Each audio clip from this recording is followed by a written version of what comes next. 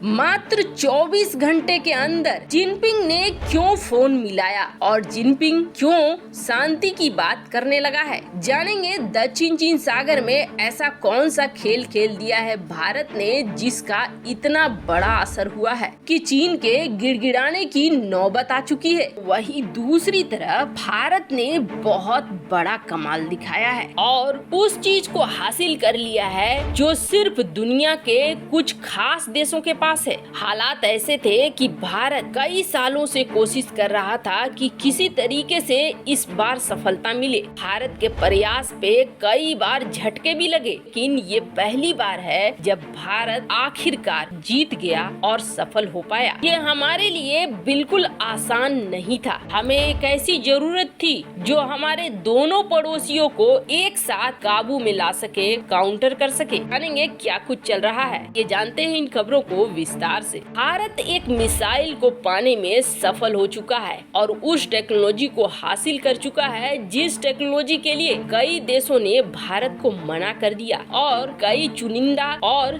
सिर्फ कुछ चुनिंदा देशों के पास ही ये टेक्नोलॉजी है। फिर ये कौन सी टेक्नोलॉजी है आपको बता दें, इस टेक्नोलॉजी का नाम है SFDR, solid fuel ducted ramjet. एक बेहद खास टेक्नोलॉजी है। इसमें काम कैसे होता है तो आप समझ लीजिए, किसी भी मिसाइल, किसी भी फाइटर जेट को उड़ने के लिए चाहिए ईंधन, और इसमें जो ईंधन के फॉर्म होते हैं वो अलग अलग होते हैं, ईंधन के रूप अलग अलग होते हैं। और इसमें इस्तेमाल होता है सॉलिड रूप में ईंधन। इसमें इस्तेमाल होता है रैमजेट, जिसमें ये ताकत होती है कि ध्वनि से 4.5 गुना रफ्तार से किसी भी मिसाइल को क्षमता दे कि वो भाग सके, यानी कि हाइपरसोनिक रफ्तार से दुश्मन पर हमला करने की क्षमता ये रैमजेट देता है। भारत इसका इस्तेमाल कहाँ करेगा वो ज्यादा महत्वपूर्ण है। भारत इस टेक्नोलॉजी का इस्तेमाल करने जा रहा है अपने अस्त्रा मिसाइल में। इस वक्त अस्त्रा मिसाइल की रफ्तार और रेंज काफी कम है, लेकिन अगर इसे SFDR टेक्नोलॉजी से जोड़ दिया जाता है तो जो इस टेक्नोलॉजी के फीचर्स हैं उसके अनुसार अस्त्रा को एक बहुत बड़ी ताकत मिल जाएगी। समझ लीजिए कि अस्त्रा मिसाइल की रफ्तार हो जाएगी 4.5 मैक की। इससे रेंज भी बढ़ जाएगी, वो करीब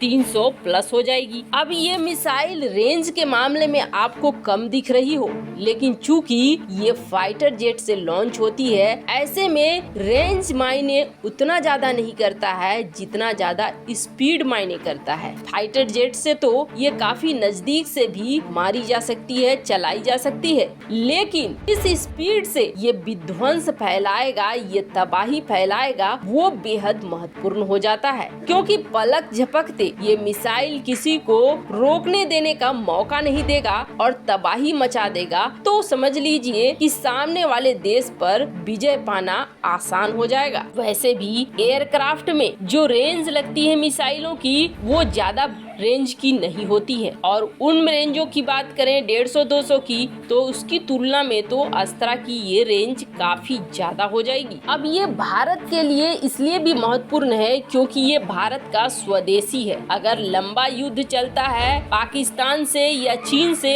एक साथ तो ये खैर जहां DRDO एक पर एक हलचल जमा रहा है, तो वहीं दूसरी तरफ भारतीय कूटनीति और विदेश नीति भी जबरदस्त असर दिखा रही है। इतना बड़ा असर कि 24 घंटे के अंदर जिनपिंग को गिड़गिड़ाना पड़ा, बातचीत के लिए आना पड़ा। दक्षिण चीन सागर में चीन अपने आप को क्या समझता है वो दुनिया भली भांति देख चुकी है, और दक्षिण चीन सागर से धीरे धीरे हिंद महासागर की तरफ चीन बढ़ना चाहता है। हर उस क्षेत्र पर कब्जा जमाना चाहता है जहां पर गैस, तेल, खनिज के भंडार हो। अब जरा सोचिए, दक्षिण चीन सागर या हिंद महासागर पर कब्जा जमा लेता है चीन तो क्या करेगा? एक तो गैस, खनिज, इनका उत्खनन वो करेगा ही, पर इस रूट से जितनी भी यात्राएं होंगी फिर उसके लिए वो टैक्स वसूलना शुरू कर देगा, यानी किराया लेना शुरू कर देगा। अब इससे आप अंदाजा लगाइए कि अगर जितने भी देश इस क्षेत्र से ट्रेड करते हैं, व्यापार करते हैं, वो किराया देने लगे तो चीन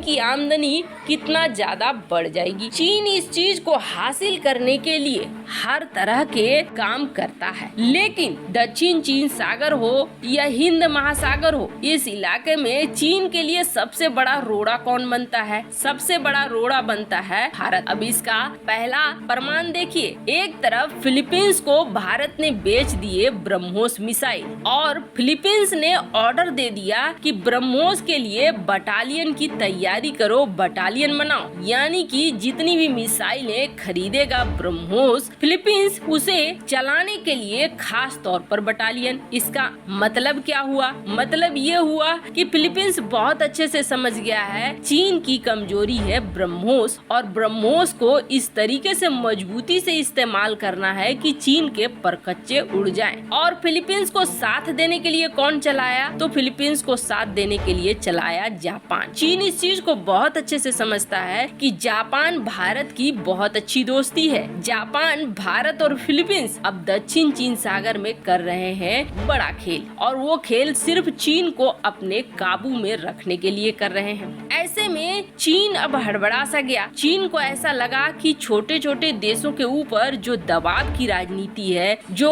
ताकत दिखलाकर डराने की राजनीति है, वो काम नहीं आ रही है। इससे उल्टा ये छोटे छोटे देश भी अब ऐसे घातक हथियारों को जमा कर रहे हैं जो भविष्य में चीन के लिए सबसे बड़ी समस्या बनेगी। और ऐसा नहीं है कि रूस यूक्रेन जंग को चीन नहीं देख रहा है। इस जंग में चीन देख रहा है कि यूक्रेन एक छोटा सा देश है, और ये सही बात है कि दुनिया ने कभी नहीं सोचा था कि यूक्रेन और रूस की लड़ाई इतनी लंबी चलेगी, पर अभी भी ये लड़ाई चल रही है। मतलब यूक्रेन छोटा देश होते हुए भी दूसरे देशों के हथियारों के बल पर इस युद्ध को जिंदा रखने में सफल है। ऐसे में अब छोटे देश के ऊपर आक्रामक होना फायदेमंद नहीं हो सकता है। ऐसे में अचानक से फिलीपींस के राष्ट्रपति रोड्रिगो दुतराते को फोन किया शी जिनपिंग ने, और दक्षिण चीन सागर में कैसे शांति बनाई जा सकती है उसके लिए बातचीत की। और आपको बता दें, 1 घंटे तक दोनों देश के नेताओं ने बातचीत की, जो